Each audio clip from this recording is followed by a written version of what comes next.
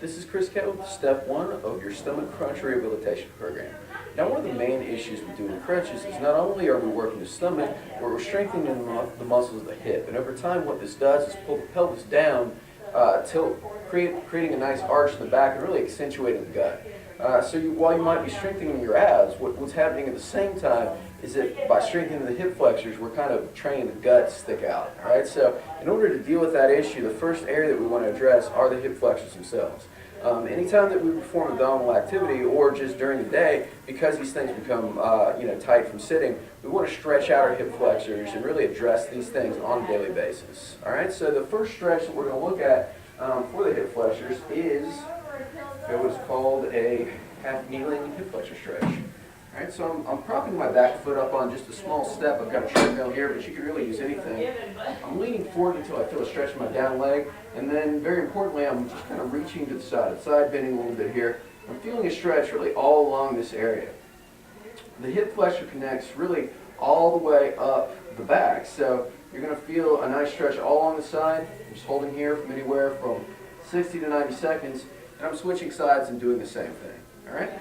With that, the other area that we really want to look at when we're talking about kind of the position of our pelvis is the two muscles in the upper body, the chest and the upper back. Because these areas also kind of connect to the stomach, they really have an influence on the bearing of kind of how we are orientated, right? So we want to stretch these areas out and make sure they're mobile, so when we do our abdominal activity, we can really hit this area and not have these areas influencing that as well. So for the outer back, all right, we have just a prayer stretch. And what I like to do is elevate them on just a small step or something as well to help me to drop down a little bit. I'm just rocking back in my heels until I feel a stretch in my outer back. Again, holding for 69 seconds. And if you find that one side is tighter, what you can also do is a one-arm stretch.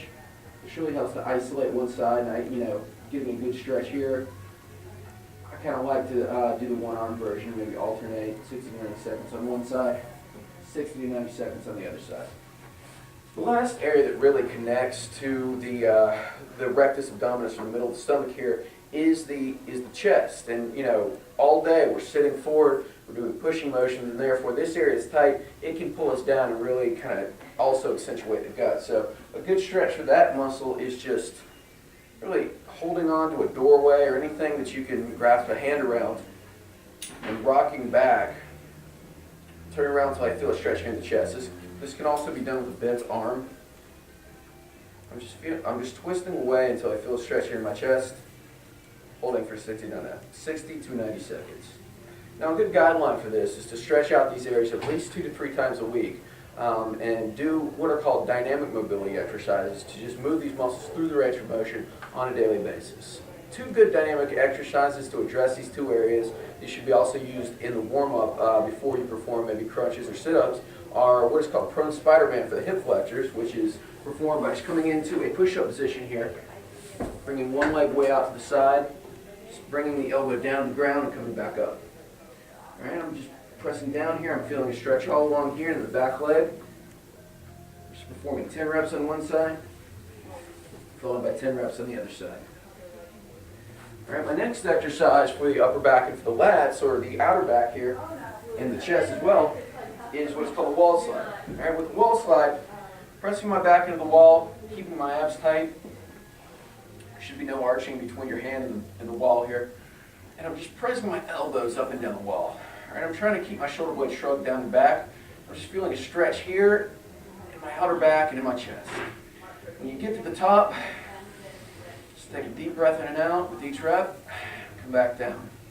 Again, what I would be looking for as a warm-up would be maybe one set of each exercise for 10 reps, and then throughout the day you can also perform these exercises after sittings, just kind of help to keep these areas nice and maintained.